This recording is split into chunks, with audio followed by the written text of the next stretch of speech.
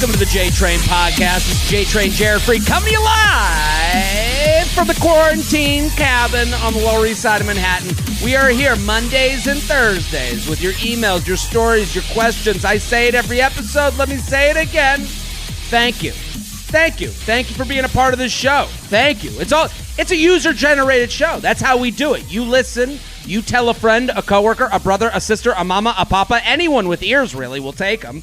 And then you support the sponsors, and I put out the funnies. That's what they call me, Jared the Funnies Freid.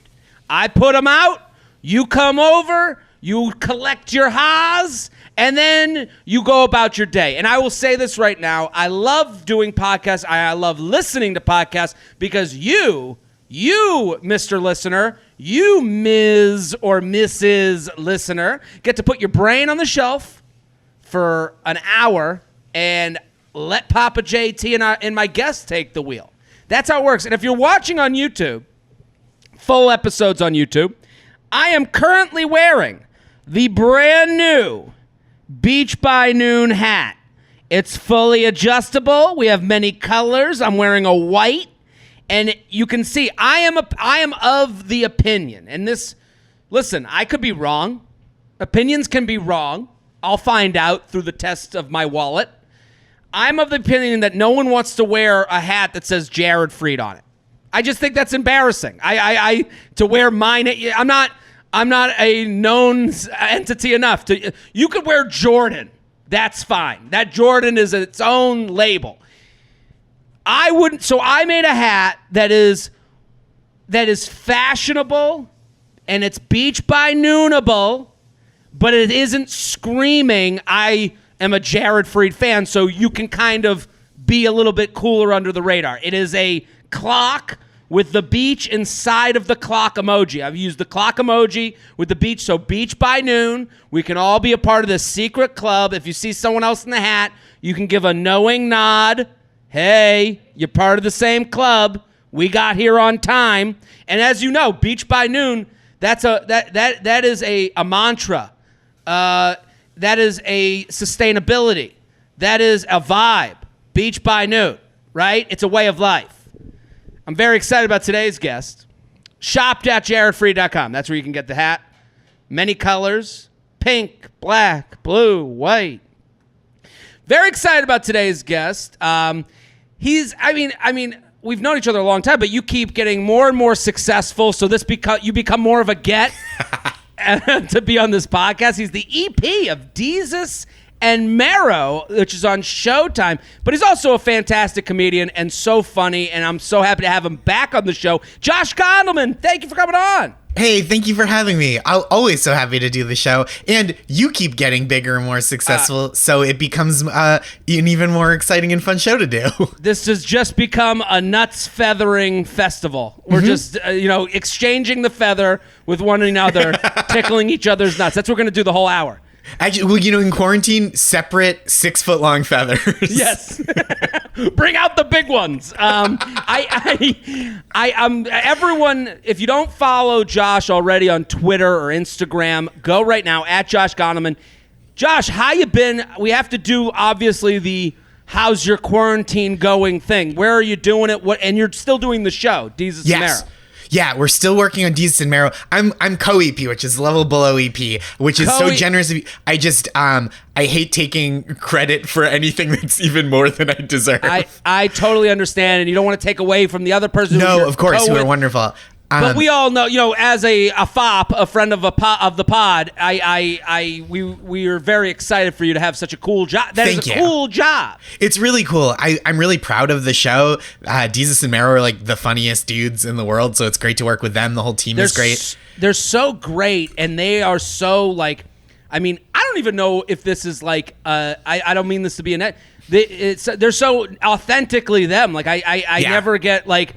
It never feels like they're doing a bit to like go viral or you know what I mean? It just feels like you're like, oh, these are just funny dudes. Yeah, they just know how to be funny. It's like breathing to that. You know what I mean? They work really hard, but like at the same time, it's just like they sit down and can be funny at the drop of a hat, which makes my job much easier. I just fucking drop the hat and then they go.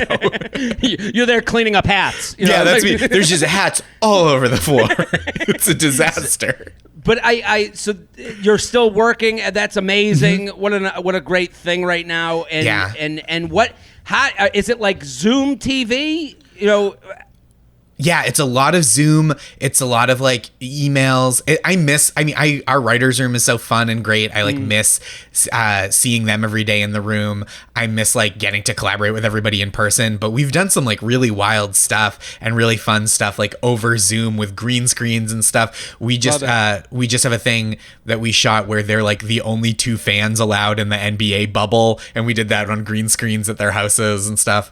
Which is a great idea, which is so much fun. I love that because it's like, how do we take, and I think we're all trying to do this as comics. I mean, some are doing it and some are going the other way. There's some comics that are like, every day is horrible. Here, give all your money to every single cause right fucking now. And you're like, well, I thought I signed up for some levity here. Yeah. And then some of us are like, hey, it's raining out. The coronavirus exists. How do we be funny and light and fun in that world?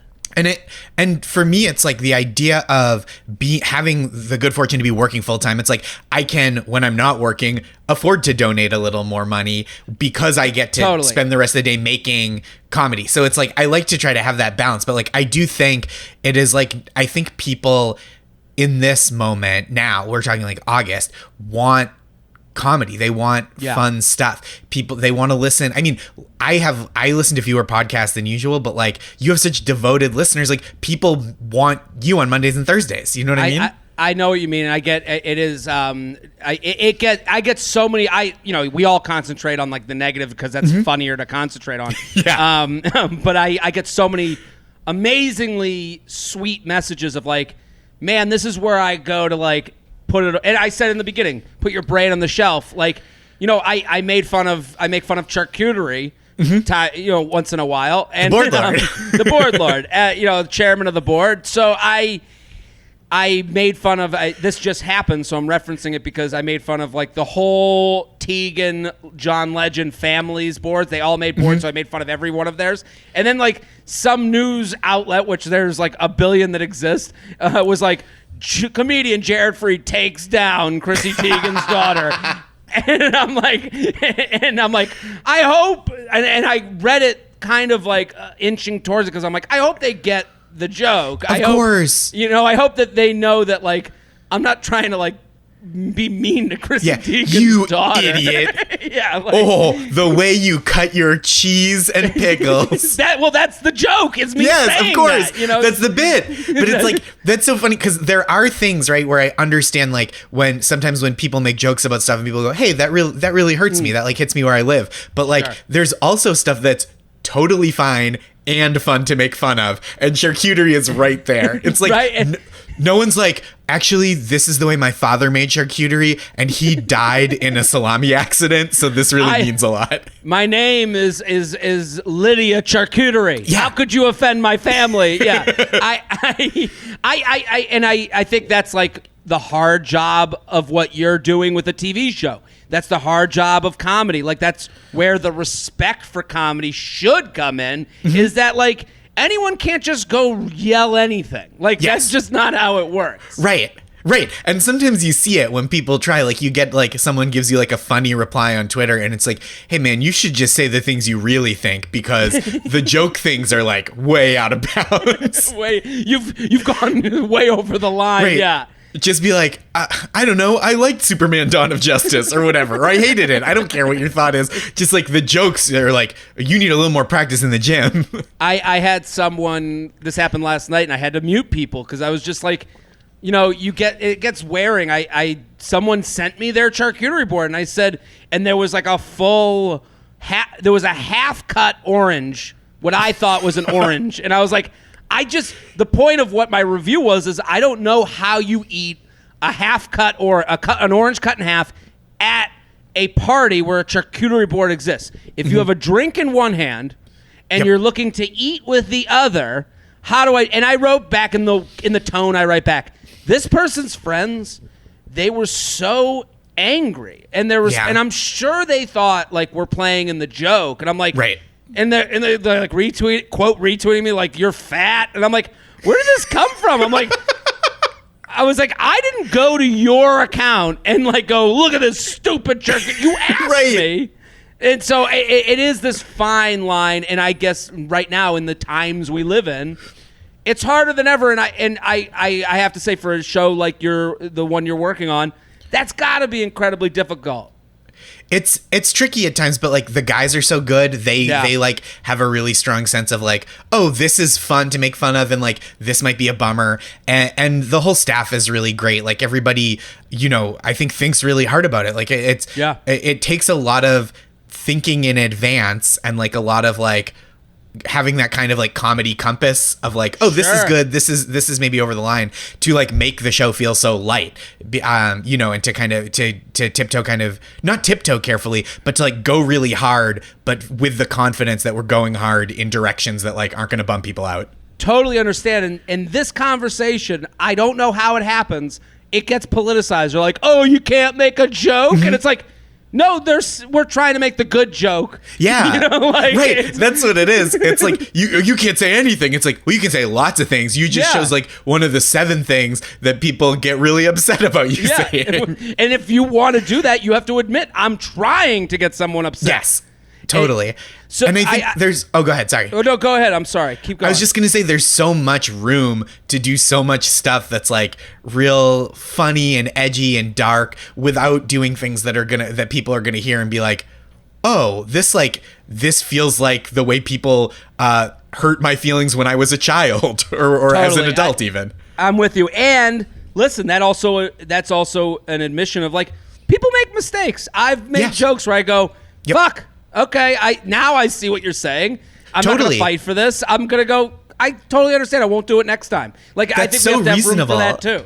Yeah. Like, I think that's so reasonably like, oh, shoot, I didn't see how this would be hurtful to someone, and I don't want to do that. No, but I'm happy we're on this topic, because I think I love watching you on stage. So I know we're talking about Jesus and Marrow, but I think everyone needs to go follow Josh on Twitter and Instagram, because at Josh Gondelman, because you're a positive force in comedy. I love watching you. I love watching you stand up, and I love what you put out you put out good into the world. So I think I appreciate that. Thank you. Everyone should get involved with you, and so this is why I was so excited, and I messaged you. You have a new podcast. I do. I can only imagine that it's good fun on your podcast. Please let the listeners know. It's called Make My Day. It's every Tuesday. You're listening to a podcast right now, and guess what? It is totally free to subscribe to Josh Gondelman's podcast on whatever platform you are listening to this podcast on. So it's an easy move of the thumb to the search button, and you put in Make My Day. And Josh, I want you to give the 1-minute trailer. What are you doing on your podcast? So it's a game show where I have one guest on every week. So they're the only contestant, and they always win. And the premise is first of all, sorry to interrupt, but on the premise of, I'm pretty positive yours is going to be a positive podcast. It is a game show where you win. No losers. There's no losers. Okay. The guest always wins. And the premise of the show is the world is like a stressful, terrible place. And so the guest comes on to play a game that cheers me up every week. And so it's like half an hour, 25, 30 minutes. At the end, the grand prize is the winner gets to choose where to donate $100. That's like $100 grand prize donation. Thank you. And the winner and the only contestant, and I give like a pep talk each to someone or a group of people who deserve it. But it's like, I promise it's funny. It's like real silly. It's not like, it's not like a Tony Robbins seminar. It's not like a self-helpy thing. It's just like it's fun and dumb. I have Sachi Cool on. We just recorded. She writes for BuzzFeed and has a podcast. And the game was, I asked her questions about like her ideal nemesis and how to get revenge on them, and I like gave her points based on like how good the revenge was. So everyone has a different game. Everyone that comes on. It's a different game every week. And it's just a made up fun game that you guys. What are some other examples of games you've played? I had Jesus and Marrow on, and we Yeah. went track by track, and I made them design their dream 1990s New York City rap album that they would have made. Okay, perfect. So it was really fun. I had Zach Lowe from ESPN, the basketball writer for ESPN. guy. Yeah, he's great. And I was like, if you owned an NBA team, how would you run it? And all the questions were about that. I love this. Thank you. I love it because listen, I've been in the podcast game for a little bit. Yeah. I love when what's going on with podcasts is it's easy access to entry. So not only are you going to get bad podcasts because of that, but you're going to get the most creative ones. You're going to get the ones that scribble outside the lines, that give you a chance to meet some of your favorite. If you're a Zach Lowe reader, you're going to meet this person in a new way. If you're a Jesus and Maro fan, you're going to meet these two people in a different way than you would have known them before. So yeah, it's really fun. The games are like it's not like super interview intensive, but the games are like catered to each of the guests. So like my friend Maria Sherman just wrote a book about boy bands. So I was like, okay, tell me the arc of the next big boy band. And she was like, okay, they meet in a plane crash where they're the only survivors. And it's just like, that's the funniest thing I've ever heard. And it's like, it's related to her, but it's also, it's not just like, and tell me how you started writing. Sure. And it's funny because podcasts have existed for whatever amount of time they've existed. The Mark Maron interview has been done for everybody, even when they weren't being interviewed by Mark Maron. It was correct. So it's like, that's already been there. Right. And if Mark Maron doesn't do it, someone else is going to do it. Absolutely. And like, I just don't think that's like what I bring to the table the best. So we play these dumb games. It's like real fun. Again, super fast. We're in and out in like 25 minutes. And it's all just like, I try to edit it really tight so that it's just like joke, joke, joke, joke, joke. All right, have a nice day. Love it. I love it. And before we get to the emails, because we're going to do the emails talking about podcast structure, jtrainpodcast@gmail.com. We're going to get there in 2 seconds. You do something at the end called a pep talk. You used to do these, you probably still do, on Twitter. Yeah. Explain the pep talk, because I always thought it was fun because you'd have people, you'd be like, I'm free for a pep talk for 5 minutes. And then I would see like people we know be like, I need one. Yeah, sometimes it's friends. Yeah. Sometimes it's friends. So that's basically it. I'll say usually late at night, like often if I'm on the road or like if I get home from something, and you remember coming home from places. What a world that used to be. Yeah, I know, just the magic of coming home. Or like if my wife goes to bed early, I'll do it if I'm like not ready for bed yet. And I will say like, yeah, if you need a kind word, let me know and I'll give you a pep talk. And I try to like look at someone's bio and look at their last few tweets and see like what they might need to hear.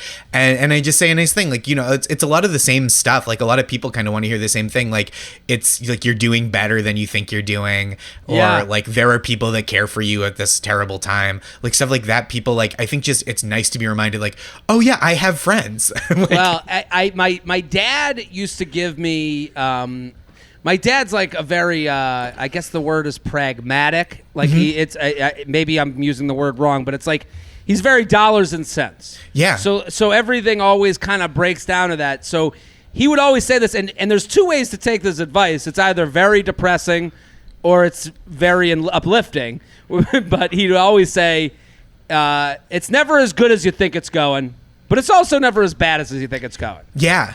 And it's like, I think right now, a lot of people that might be uplifting to people is to go, listen, it's bad, but it's not as bad as you think. I can promise you that. Right. Or like it can get better, right? Like it feels bad, and that's like legit. Like if you know people who are sick or you're worried about getting sick, like that's so reasonable. But like, look, this isn't a forever thing, and like you're healthy now, it sounds like. And so like excuse me, like not to be like a Pollyanna about it, not like, hey, and you're gonna win an Oscar, but like there's something, it's worthwhile just to be like, look, let's take stock of you've got people you can turn to, you're not getting evicted from your home, like all these things that like as bad as it feels like, you have lots of stuff going for you, probably.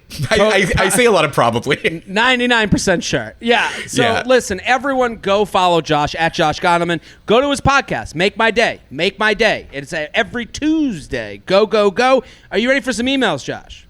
I'm ready. Let's do it. jtrainpodcast@gmail.com. jtrainpodcast@gmail.com. Is social media interactions telling of how someone feels about you? Ooh. Okay. I'm wondering why the guy I like would be the first one to watch all social media stories for months. But when he posts a picture, which only happens semi-annually. Boy, she's been after this guy for a while. And I like it. Semi-annually, right. She's tracking it like a presidential election. But when he posts a picture, which only happens semi-annually, and I like it, he then starts to skip some of my Snapchat stories and isn't the first to view my social media stories anymore. There has to be a reason to this. He also hasn't liked my picture in a while. I know he wants to be single right now, so I can't tell if he's keeping me around as a hookup option or a friend, potential girlfriend. We haven't talked in months. Thank you. Now, Josh, this email, I think anyone could look at this email and go, there's so many sentences in this email that it would be easy for us to like semi-attack. But I think my first question to you, based off of their question, is: do you personally interact with people's social media differently? Are there people that you're out on? Are there people? Because I think I will admit there's people that I'm like, I'm out of your space. I've left your garden. There's like and so what like I think like I'll admit it to make her, the emailer, and it's a woman, feel more comfortable. Like, yes, everyone is, I think, doing social media in a way that's weird and thoughtful.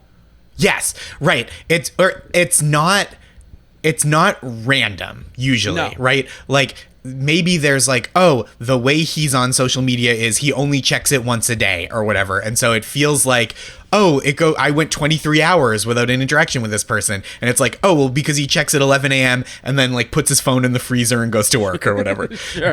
But I do think, I think it's different person to person. And I think it's like, okay to notice these things, right? To like, totally it's like in-person cues.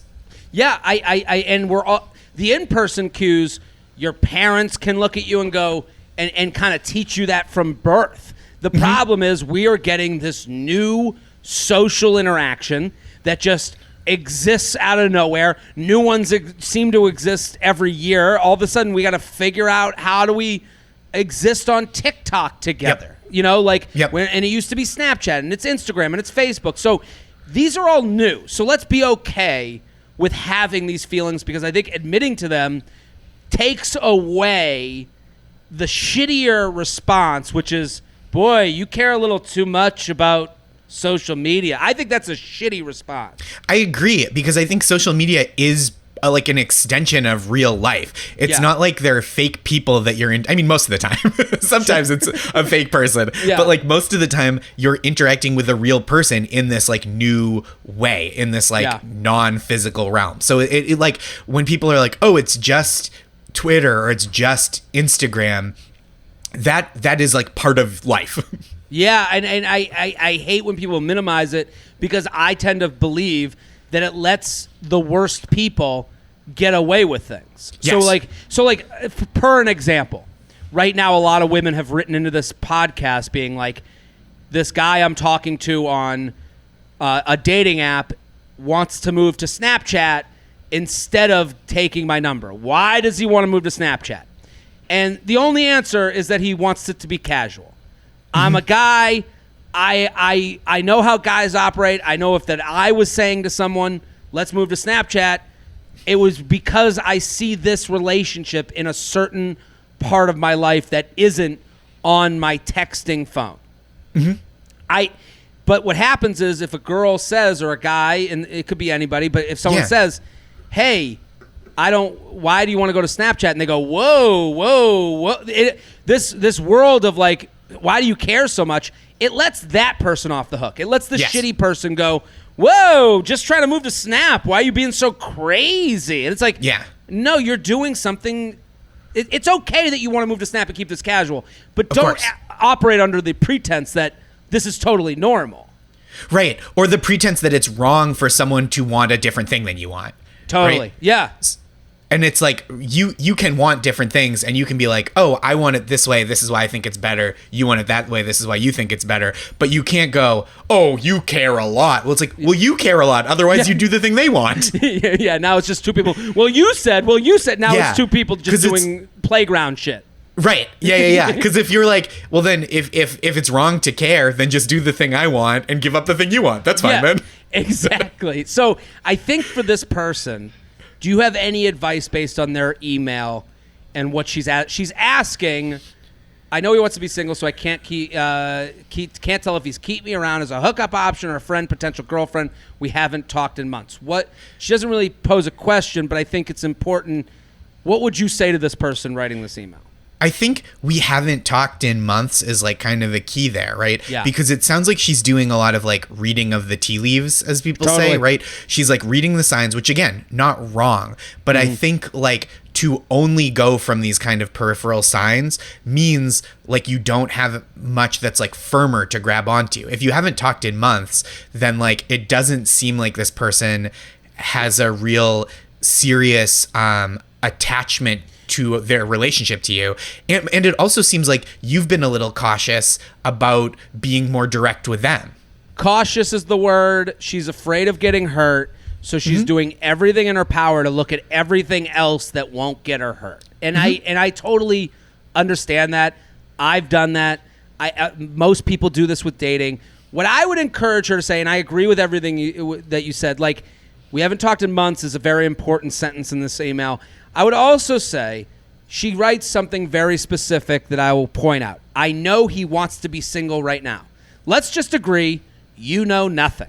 You know nothing about how he feels. You know nothing about his wants or dreams or his anxieties. You know your own thing. And that's all you know. So you seem to like him, which is totally fine. But at some point, you have to own that. Yeah, do I think he's doing all these things thoughtfully? Yes. I think he's not liking your post because I think people operate in this way because they don't want to be too much, but they want to be something. So they want to like let you know I'm here, but then I don't want to let you know I'm here too much because I don't want you to think that these actions on social media mean more than they do. At some point, you have to play in traffic to get hit. So she needs to say to herself, I like you.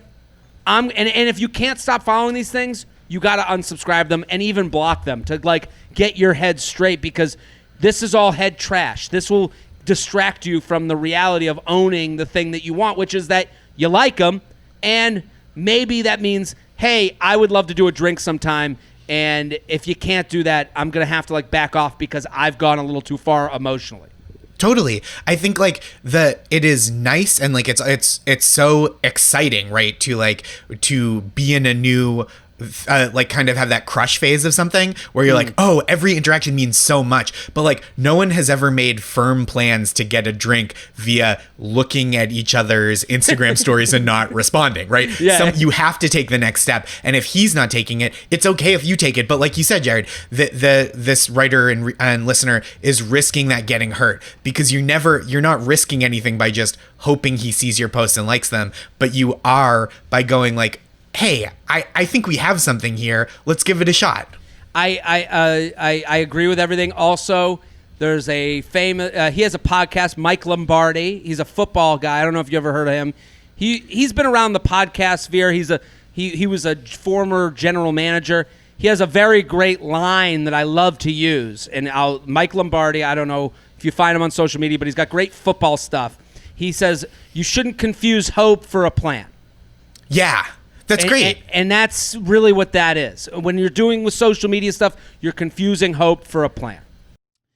The J-Train podcast is brought to you by Hydrant. Summer's here. It's crazy hot outside. We all know that we should drink more water. But by the time you feel thirsty, it's too late. You're already dehydrated. You can't focus. You feel tired. That's why I start my day with Hydrant. Hydrant helps you hydrate faster.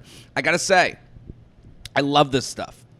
If you watch my videos, if you keep an eye on what I'm doing, I don't know if you see it, but I have this like 1980s water bottle. It's a big jug with a big straw, and I try to get through 4 of them a day. It is very difficult. And It's not easy because it's also like water kind of gets a little boring.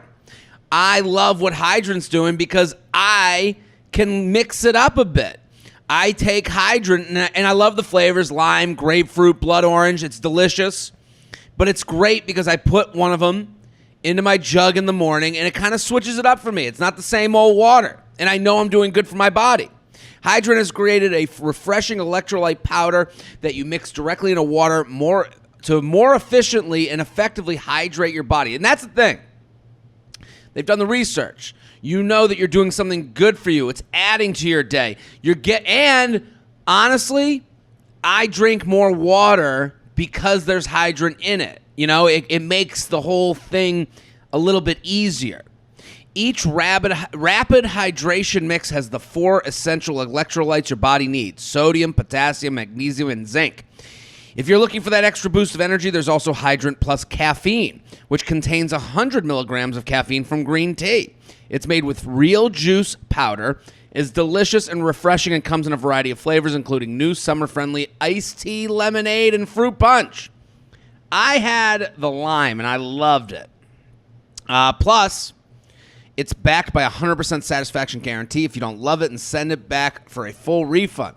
Hydrant starts at just $1 a packet for a 30-day supply. Save even with a monthly subscription. So here you go, people. Here's some free money. Save 25% off your first order. Go to drinkhydrant.com/JTrain. Enter promo code JTrain at checkout. That's drinkhydrant.com/JTrain. Enter promo code JTrain for 25% off your first order. Drinkhydrant.com/JTrain. Enter promo code JTrain to save 25%. And we thank them for sponsoring the podcast. JTrainPodcast@gmail.com. JTrainPodcast@gmail.com. Here with Josh Gondelman. Go, go, go. You got to go right now. Make my day. That's the podcast. Every Tuesday at Josh Gondelman. It'll be all over my social media. You can find them there. Go, go, go. I love having you on, Josh, because I think you're an empathetic human being. And I think this is going to be a good email for us to do. I'm excited to read it. Because I love the lifestyle questions. As much as I love talking dating, I love a lifestyle question. I am in a bridal party where the bride is an anti-masker. Oof. That's tough. You and my girlfriend in the background just made the same exact noise. That is so funny. Okay, ready? This is going to be...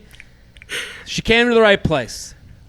Jared, I've been a huge fan of your podcast for over a year now. I've loved every episode of J-Train, You Up, and Freid by Happy Hour events. Thank you. My favorite segment throughout the Freid by Noon phase was the Luxury Lounge.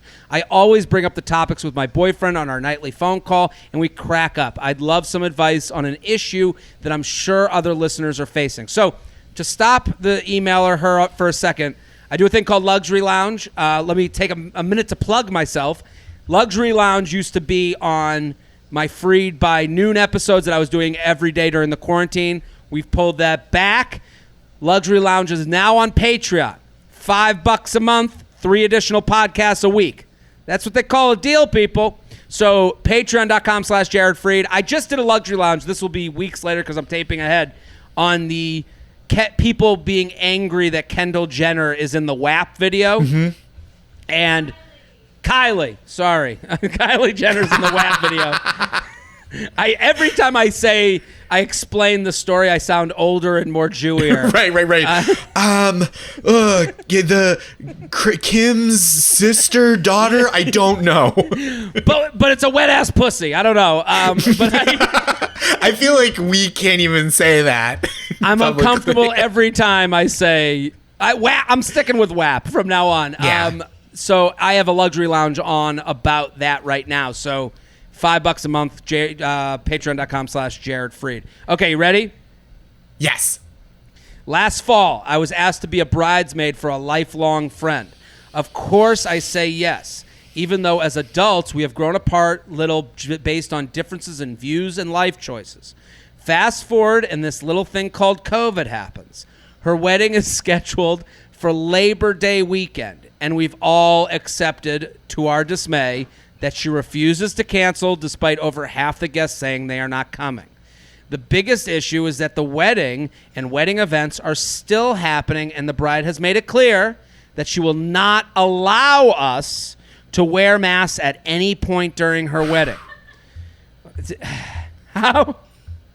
I heard your girlfriend laughing in the background. Jess is laughing. That's the laugh of like, well, she's not my fucking friend anymore. Yeah, thank God. That's in my life. And let me just say, it doesn't, I understand this will get politicized because she's an anti-masker, but all brides from either side of the aisle are acting a little bit, they are all finding ways to rationalize whatever they're doing to fit whatever wedding planning they're doing. So like I saw a video the other day of a wedding party walking down Fifth Avenue hand in hand, and behind them there's a ambulance with the lights on.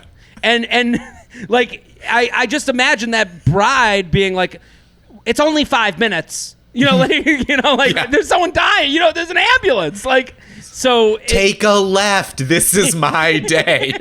Exactly. There's a hospital over there. Come on, Google Maps. Okay, so it made it clear that she will not allow us to wear masks at any point during her wedding. How do I firmly tell her I do not feel comfortable without a mask on during her wedding?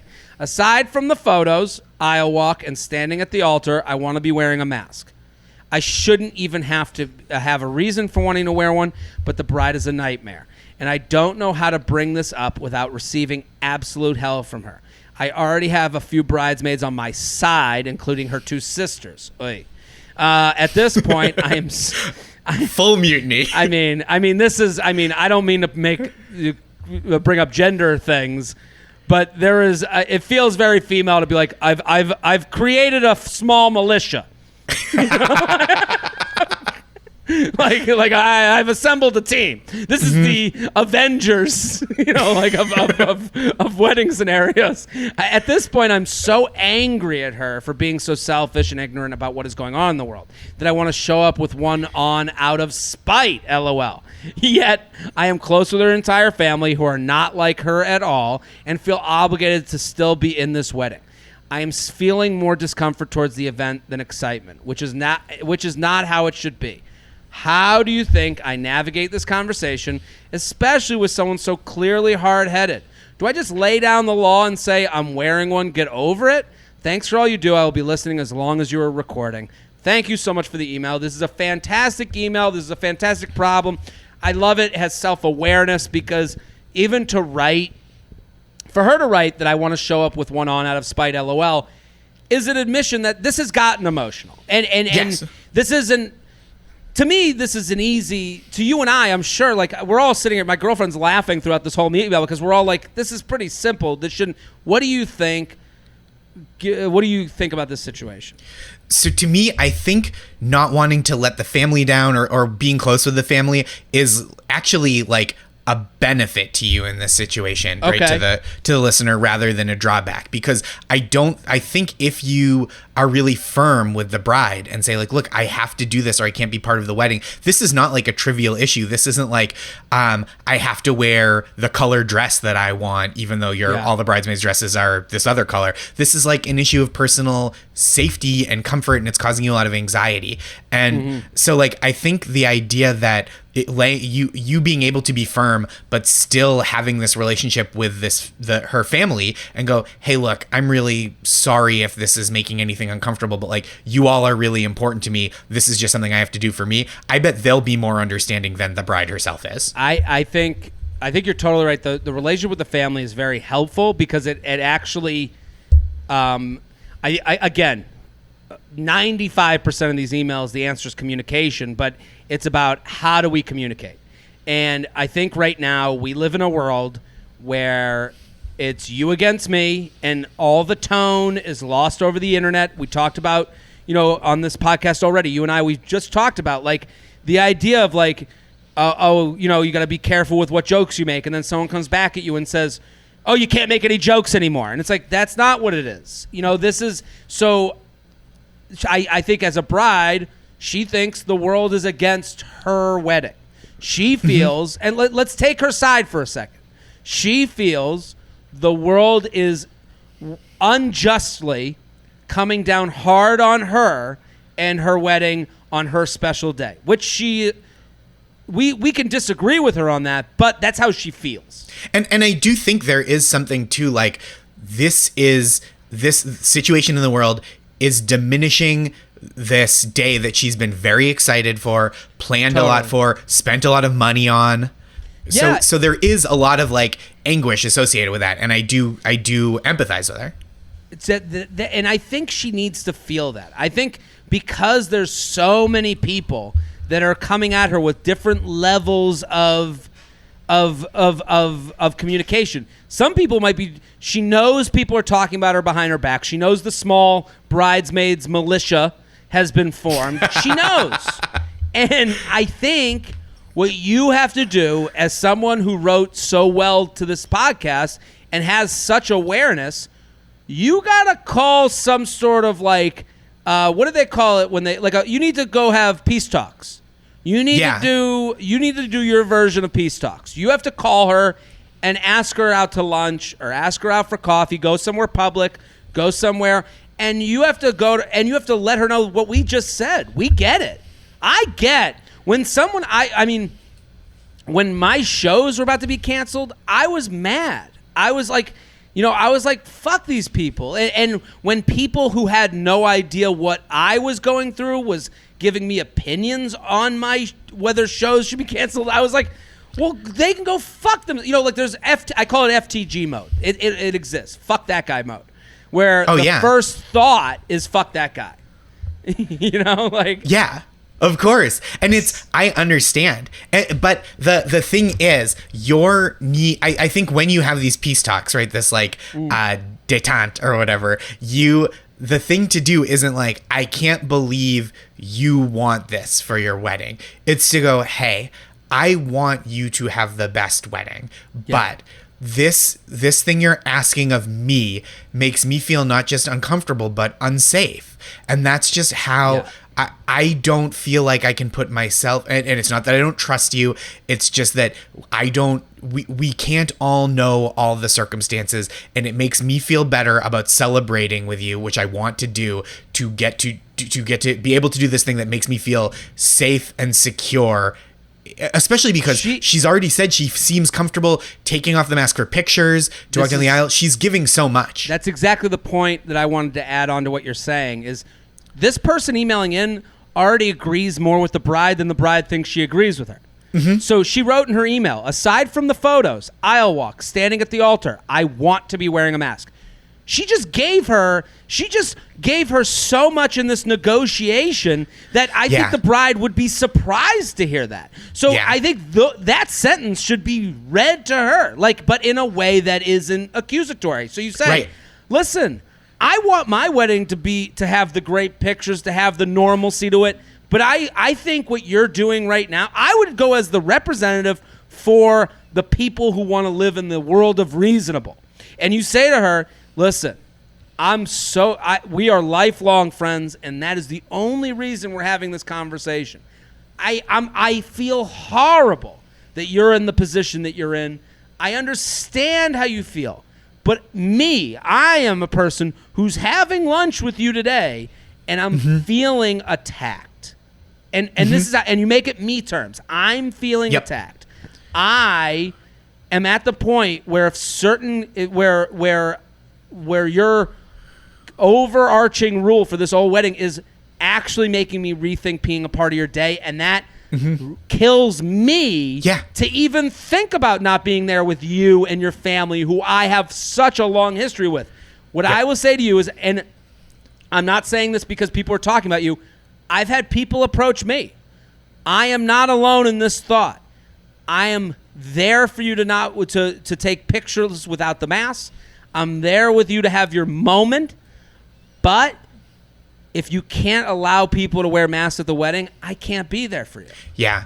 And then what you said about the family, then if she holds still, if she holds firm, if she won't negotiate with you and give you certain, oh, you're right, and maybe even say to her, hey, I think we can work on an email together to send to everyone. We can, show everyone that you have a little bit of a different change of tune. It doesn't have to be that you say you're wrong, but you can say, listen, I've been on my mind. Help her through the PR campaign that she has to do. this is, and I know this is a lot of work for this person to do, but she said there's so many layers that she's writing in here, so she must want to do the work.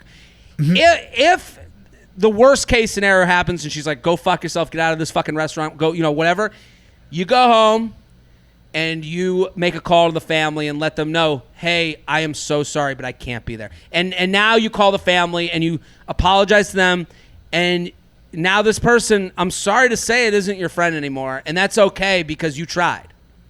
You tried, and the stakes are so high. This is not, there are so many fights over weddings that are so trivial, right? Like, totally. Oh, they won't let me bring my new boyfriend or girlfriend, right? Even though we're super serious and about to move in together. Like that's like a trivial fight that like that isn't something that could put anyone at risk, right? It's like, this is like a real thing. If you're worried about your health and the health of everyone around you and the health of whoever you're coming home to after the wedding, this is not nothing. And like, I think, I don't think I would be going to this wedding at all. Well, I think I would stray away from hero speak where you go, yes, for sure. Don't do the thing.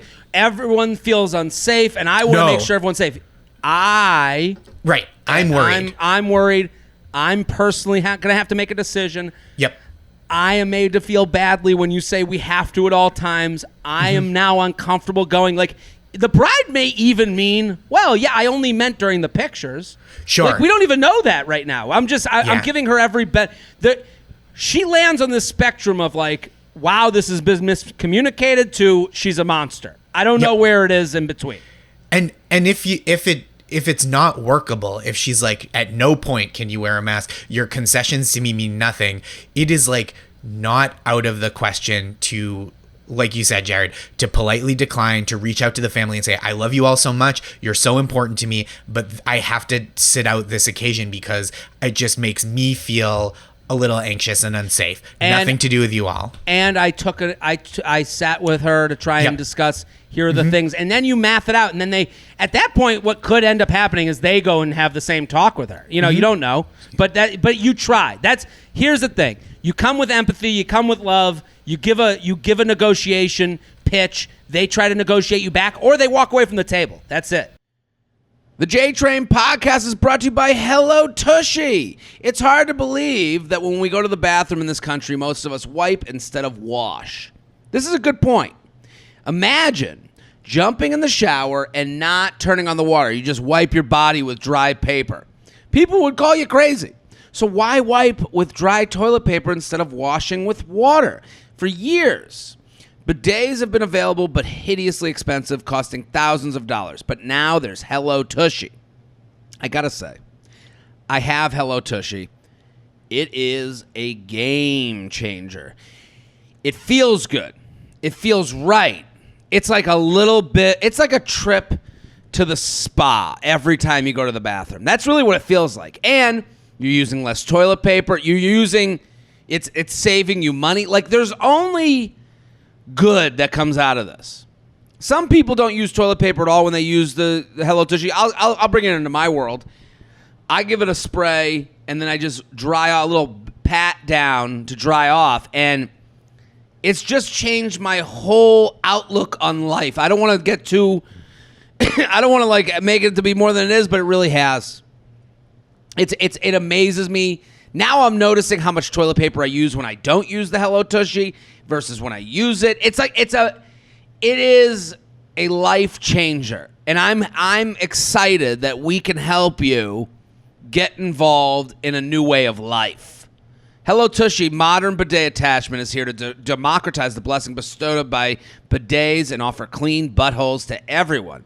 Hello Tushy cleans your butt with a precise stream of fresh water for $79. That's like $79 is what you would have been paying on toilet paper that makes you feel bad. This is $79 to improve your life. It attaches to your existing toilet, requires no electricity or additional plumbing, cuts toilet paper use by 80%. So the Hello Tushy bidet pays for itself in a few months. I don't know what the math is there between how much toilet paper you're using and how many months it takes, but it's going to pay itself off. Hello Tushy, you don't wipe it all. I give one pat. Even the best 2-ply just can't cut it when it comes to hand-free pooping experience. And Hello Tushy bidet attachment comes with a 60-day risk-free guarantee and a 12-month warranty. Join millions of happy Hello Tushy customers right now and have a clean butt with every flush. Go to HelloTushy.com/JTrain to get 10% off. That is HelloTushy.com/JTrain to get 10% off. Special offer for our listeners. Go to HelloTushy.com/JTrain for 10% off. That's HelloTushy.com/JTrain. JTrainPodcast@gmail.com. JTrainPodcast@gmail.com. Here with Josh Gondelman. @Josh Gondelman. Can we do one more? Is that cool? I would love to do one more. Let's do one more. @Josh Gondelman on Twitter and Instagram. Go follow, go follow, go follow. Make my day. That's the podcast. Go, go, go. Make my day every Tuesday. How to deal with male friends. Okay. Jared, big fan of the podcast. Really enjoy your interpretation of everyone's problems. I feel like I've learned a lot so far. I'm just the problem translator. On to my question. How do I introduce new male friends into a quasi-relationship? I know that's not good either. I've been seeing my non-boyfriend for almost 1.5 years. And although I love that sentence. I've been seeing my non-boyfriend for almost 1.5 years. Yeah. And although he hasn't committed to the official label, he gets very jealous when he hasn't even committed to the official label. He gets very jealous when I hang out with other guys, even when it is platonic, and these guys know I'm not available. Now, I also generally get along with guys better than girls, so I occasionally make new guy friends. How do I bring up a new friendship in the best way possible, i.e., how can I avoid the jealousy issue and not feel weird about potentially hanging out with these friends in a non-date way? And how would I bring up hanging out with one of these new friends? Thank you for any advice. I cannot take another argument about this, LOL. Josh, what do you think? This is a little confusing. I thought it was going to go one way, and then it kind of went a different way for me. I thought when she said... How do I when she says he's my non-boyfriend, how do I tell him about my guy friends? I thought they were going to be closer guy friends. But then when she says I make new guy friends all the time, it changes things for me, but I want to hear what you think.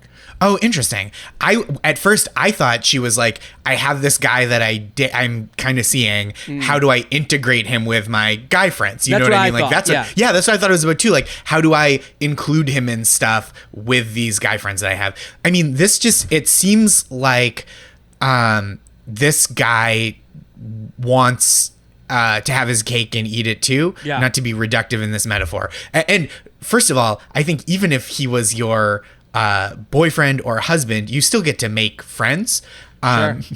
But I think in this case, this guy he doesn't want to commit to a relationship with you, but he also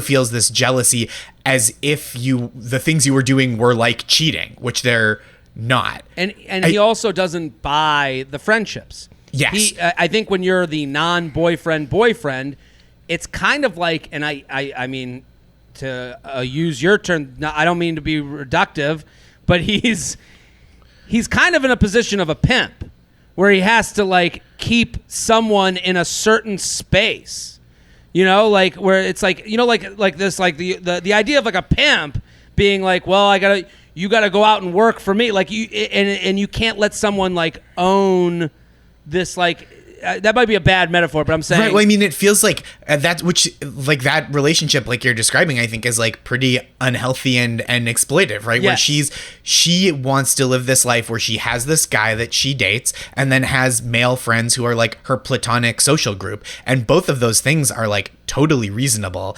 And this guy, it feels like you're getting the worst of both worlds, right? In that you don't have this relationship and he doesn't approve of, which he doesn't get to do, right? He doesn't get to like rubber stamp your social relationships. That's kind of like why the pimp thing made sense to me, because I'm like, who is he to say in this scenario? But I think also in his mind, he probably thinks that a little bit of these friends, these new male friends, is done to like force him into the relationship and is done as like playing with him. And like, this is all maybe gamified at a certain point. I think when it's a bunch of things at the same time, you have to take care of one thing and then the other. Mm-hmm. And I think you having male friends is totally okay. I think you being in a non-boyfriend-boyfriend relationship, that's a problem for 1.5 years. You have to say, hey, I think the nature of this relationship is why you don't believe these friends, because then I can't even, you won't even come out with us. You won't even come meet them in a platonic way. You won't even see that this is not anything more.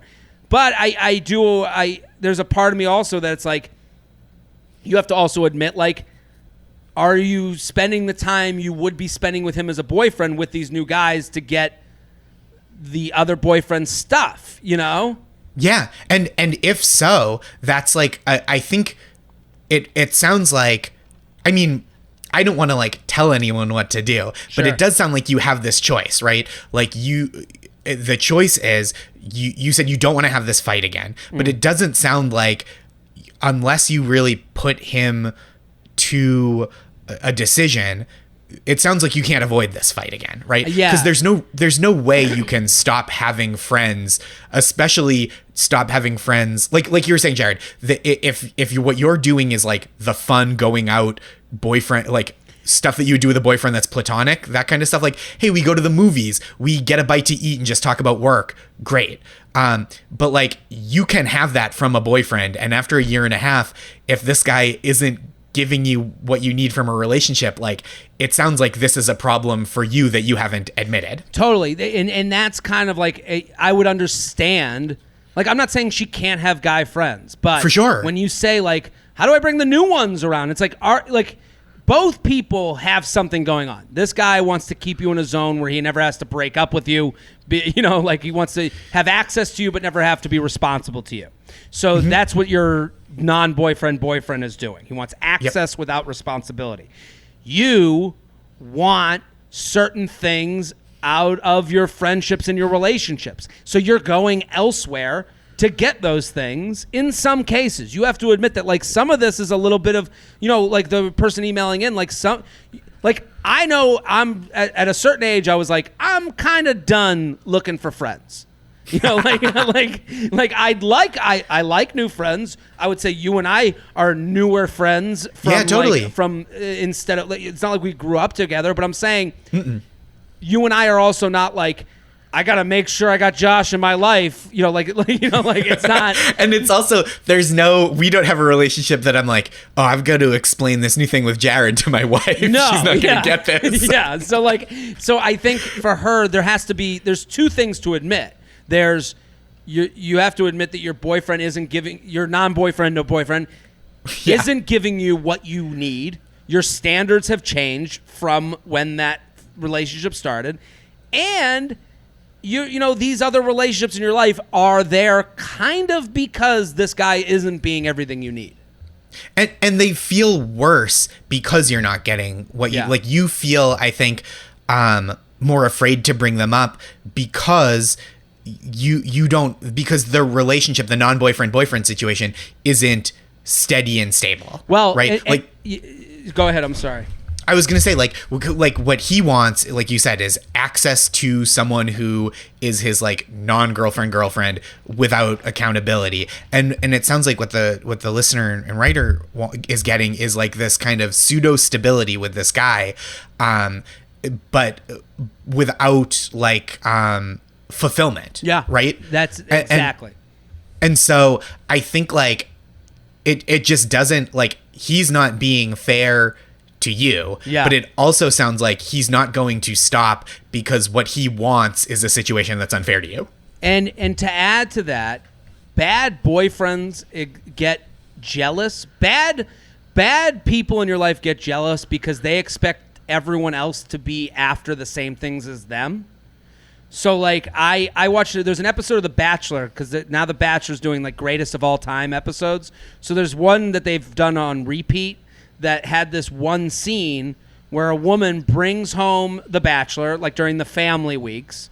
She brings home The Bachelor and her brother is there. And the brother is being disgusting. The brother takes The Bachelor aside and goes, it's got to be nice having all these women. Sure, you like my sister, but you're with all these women. That's, you you look like a stud. Like, and the Bachelor's kind of like, the Bachelor kind of has to admit, like, yeah, I am dating 3 women at once. But he also is like, that's not how it is for me. You could see he's like, you're making this gross. And it's because the sister, the brother, he thinks that everyone that does The Bachelor is doing it how he would do it. He is assuming that the only reason a guy would go on The Bachelor is to fuck 3 women at once. And The Bachelor, who seemed like a nicer guy and didn't want, whether he didn't want to but admitted or that he doesn't believe, it didn't seem like he believed it. He was like, that's not, I think you're, that's what this guy's doing.